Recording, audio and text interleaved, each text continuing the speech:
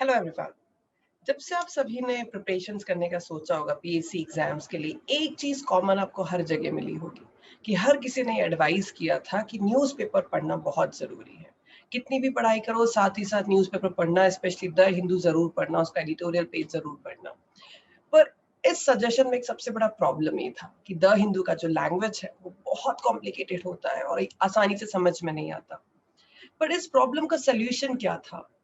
आपके इस प्रॉब्लम का सॉल्यूशन इन वीडियोस में है, बिकॉज यहाँ हम द हिंदू न्यूज़पेपर के एडिटोरियल सेक्शन का पूरा एनालिसिस करते हैं, हर सेंटेंस को समझते हैं। कोई भी आर्टिकल हम उसके नॉलेज, उसके कंटेंट वाइज समझ रहे हैं, उसका इम्पैक्ट हमारे एग्जाम पर क्या रहेगा, उसका रेलेवेंस क्या है। सेकेंडली, वो जो लैंग्वेज है उसको भी समझ रहे हैं। ये जो सेशंस हैं ये स्पेशली आपके लिए है अगर आप द हिंदू न्यूज़पेपर आसानी से या खुद से नहीं समझ पाते हैं, जिस वजह से न्यूज़पेपर रीडिंग नहीं हो रहा है। मेक श्योर कि आप न्यूज़पेपर रीड जब करते हैं तब इन वीडियोस को भी साथ ही साथ देखें, सो दैट आपको बहुत बेनिफिट होगा एंड आफ्टर सम टाइम आपको ये वीडियोस की जरूरत नहीं पड़ेगी। चलिए इसी के साथ स्टार्ट करते हैं हम हमारा आज का एजेंडा, जो कि है analysis of the Hindu newspaper editorial section dating 17th of April. This is page number 6, editorial page of the Hindu e-paper. चलिए, these are the 4 articles. आज के बहुत important article को डिस्कस करते हैं, exiting Afghanistan. So this is about international relations and ये article हमारे लिए बहुत important है. Let's understand कि क्या सिचुएशन है अफगानिस्तान, यूएस इनके बीच में। चलिए, एग्जिटिंग अफगानिस्तान मतलब अफगानिस्तान से एग्जिट हो जाना, बाहर निकल जाना। कौन बाहर निकल गया है? The US pull out without any settlement leaves the Taliban stronger. US Afghanistan से उसने अपने ट्रूप्स पूरे बाहर निकालने का ऑर्डर दे दिया है और उसने तालिबान के साथ कोई सेटलमेंट की बात नहीं करी है। तो इस वजह से तालिबान जो है वो और ज्यादा स्ट्रॉन्ग बन गया है। By announcing that the all US troops would be pulled out of Afghanistan by September 11, President Joe Biden has effectively upheld the spirit of the Trump-Taliban deal rather than defying it. जब ये mister Joy बिडन जो US के president है, उन्होंने announce किया कि अफगानिस्तान से हम हमारे सारे सैनिक बाहर निकाल लेंगे, तो ये सितंबर 11 तक ये सारे ट्रूप्स बाहर हो जाएंगे। ये इस बात से उन्होंने प्रूव किया है कि जो मिस्टर ट्रम्प ने डील करी थी तालिबान के साथ, उसी को सपोर्ट किया है मिस्टर बिडेन ने और उसको डिनाई नहीं किया है। In the agreement between Trump administration and the insurgents in February 2020, US troops were scheduled to pull back by May 1. जो मिस्टर ट्रम्प और इंसर्जेंट्स, तालिबान को इंसर्जेंट्स बोला गया है। इंसर्जेंट्स मतलब जो रिवोल्ट करते हैं या वायलेंस क्रिएट करते हैं। ट्रम्प और इंसर्जेंट्स मतलब तालिबान के बीच फरवरी 2020 में एक अग्रीमेंट हुआ था, जहां पर ट्रम्प ने बोला था कि हम हमारे ट्रूप्स को मई 1 तक पुल बैक कर लेंगे, बाहर निकालेंगे, और उसके बदले में हमें क्या मिलना चाहिए? In return for the Talibans assurance that they would not let terrorist groups such as Al-Qaeda and Islamic State operate on Afghan soil. इसके बदले में तालिबानों ने अश्योरेंस दिया था कि अगर आप अपने ट्रूप्स हटा लेते हो तो हम किसी भी दूसरे टेररिस्ट ग्रुप को, जैसे कि अल-कायदा हो या फिर इस्लामिक स्टेट हो, इनमें से किसी को भी हम अफगानिस्तान में नहीं आने देंगे। ये एक अग्रीमेंट हुआ था 2020 फरवरी में। इसके अकॉर्डिंग मई 1 तक सारे जो सैनिक हैं, सारे जो ट्रूप्स हैं, वो बाहर हो जाने चाहिए थे। When Mr. Biden ordered a review of the US-Afghanistan strategy, there was speculation that he would delay the pullout at least until there was a political settlement. जब मिस्टर बिडन ने एक बार रिव्यू करने के लिए बोला था कि ट्रम्प तालिबान डील जो है इसको एक बार रिव्यू करते हैं, स्ट्रैटेजी को फिर से देखते हैं कि अफगानिस्तान में यूएस का क्या स्टैंड होना चाहिए, तब ऐसा लगा था कि शायद मिस्टर बिडन जो है वो इस पुल आउट को थोड़े टाइम के लिए डीले कर देंगे, तब कि थोड़े टाइम जब तक पॉलिटिकल सेटलमेंट नहीं होता, स्टेबल नहीं होती कंट्री, तब तक के लिए इस चीज को होल्ड कर देते हैं। But He chose an orderly pull out, पर उन्होंने ये डिसाइड किया कि जो भी ऑर्डर है वो हम उसी को वैसे ही फॉलो करेंगे और पुल आउट करेंगे, मतलब सभी को वापस ले लेंगे. The remaining troops will start leaving Afghanistan on May 1. अब जितने भी हैं अराउंड 2500 ट्रूप्स अभी भी हैं, सो वो सारे ट्रूप्स अफगानिस्तान को छोड़ देंगे, मई 1 से छोड़ना स्टार्ट कर देंगे. एंड फुल विड्रॉल जो होगा वो सितंबर 11 तक का डेट दिया है. सो मई 1 से सितंबर 11 के बीच में धीरे धीरे धीरे करके सारे ट्रूप्स बाहर हो जाएंगे. Besides the US troops, the thousands of coalition troops under the NATO's command are also expected to pull back along with the Americans. So US troops के अलावा भी और भी जितने सारे जो गठबंधन में ट्रूप्स हैं जो नेटो के कमांड के अंदर हैं, वो सब भी एक्सपेक्टेड है कि वो सारे भी बाहर हो जाएंगे अमेरिका के साथ साथ.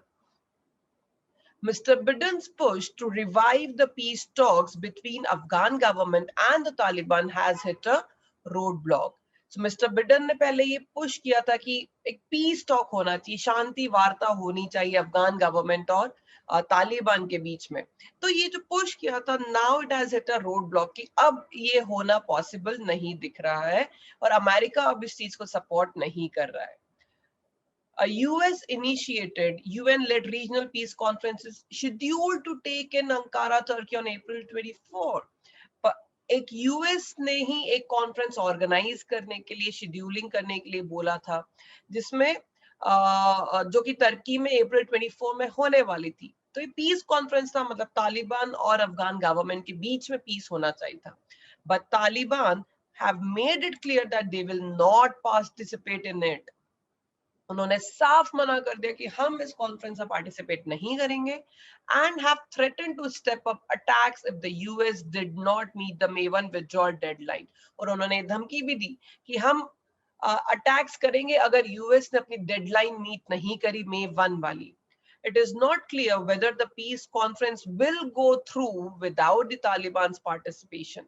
So अब ये क्लियर नहीं है कि ये जो 24 अप्रैल को पीस कॉन्फ्रेंस होने वाली थी, क्या ये अब होगी, क्योंकि तालिबान तो इसे पार्टिसिपेट नहीं कर रहा है.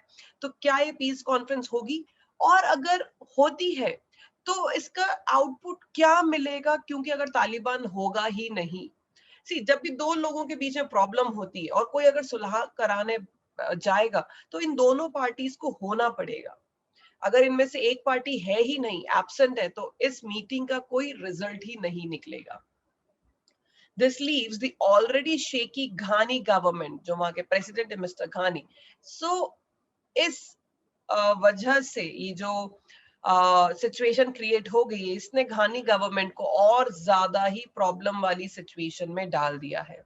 सो आफ्टर सितंबर, जब पूरे ट्रूप्स बाहर हो जाएंगे, the government will be left with itself on the battleground against the Taliban.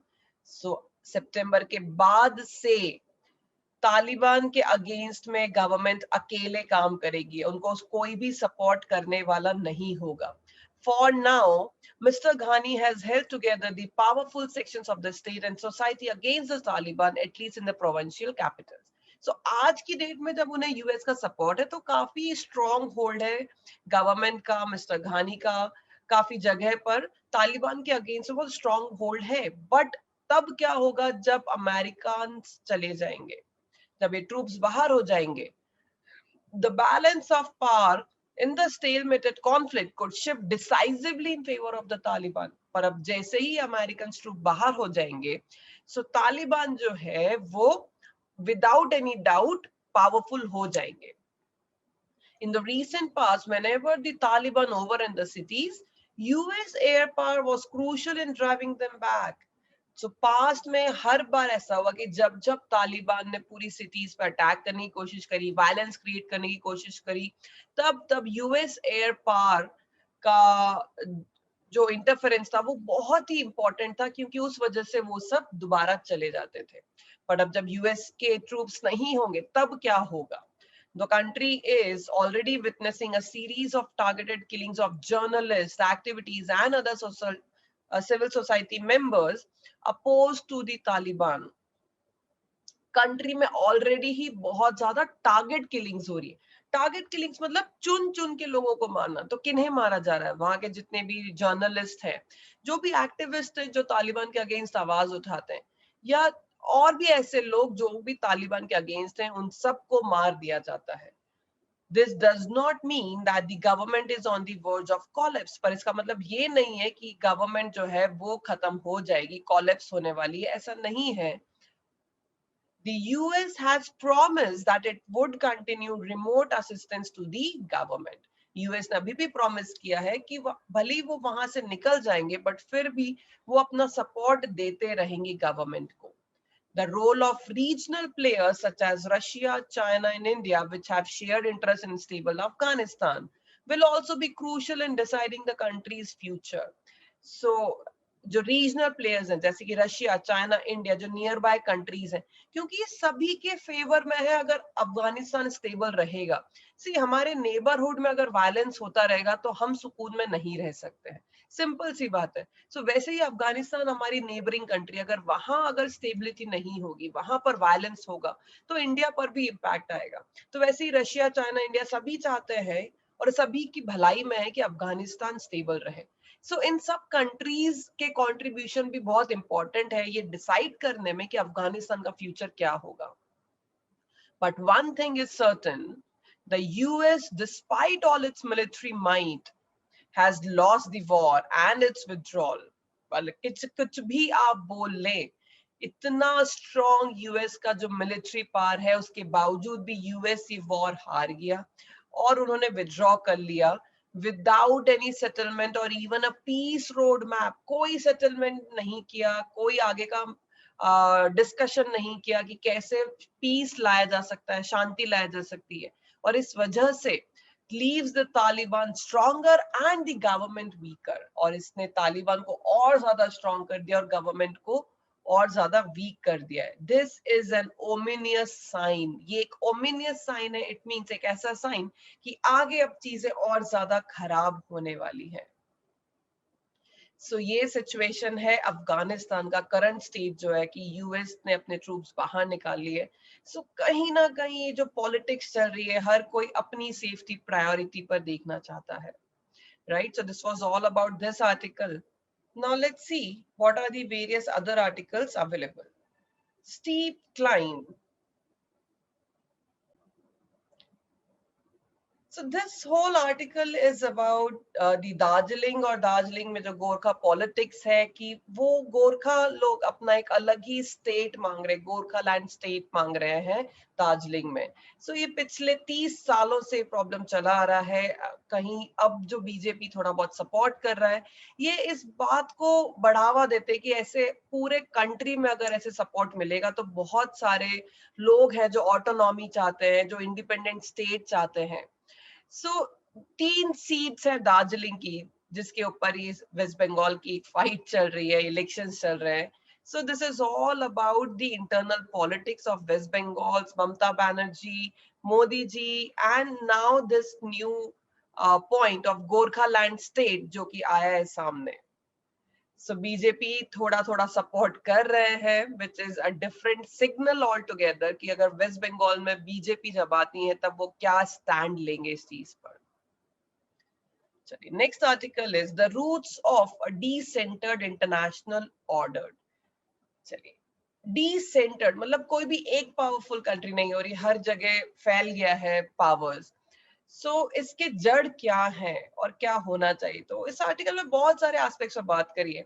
Majorly जो डेवलपिंग इकोनॉमीज है, जब भी ये पूरा पैंडेमिक वाला प्रॉब्लम ओवर हो जाएगा वर्ल्ड से, तो जो डेवलपिंग कंट्रीज हैं उन्हें स्ट्रॉन्ग होना चाहिए, और जो अभी वर्ल्ड लीडर है यूएस, उसके स्टैंडर्ड्स को मीट करना चाहिए। सो ग्लोबली जो अभी सुप्रीम है, सबसे पावरफुल है यूएस, उसके लिए जितनी डेवलपिंग कंट्रीज है उन्हें और ज्यादा पावरफुल होना चाहिए।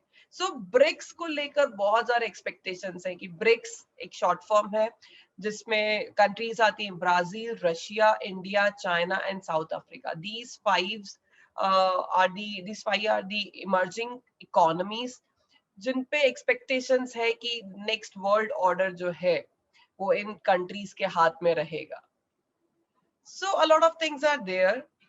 ऑथर के व्यू पॉइंट से उसने बहुत सारी चीजों पर डिस्कस किया है कि कैसे स्टार्टिंग में यूरोप सबसे ज्यादा पावरफुल था, यूके सबसे ज्यादा पावरफुल था, पूरे वर्ल्ड में मोस्ट ऑफ द कंट्रीज पर उनका कब्जा था, कैसे कैसे धीरे धीरे उनका डाउनफॉल आया, फिर यूएस पावरफुल बना, और फिर यूएस ने क्या गलतियां करी, मिस्टर ट्रम्प के एडमिनिस्ट्रेशन में कितनी सारी गलतियां करी हैं जिस वजह से उनका स्टैंड अप कहीं ना कहीं लूज होना स्टार्ट हो गया।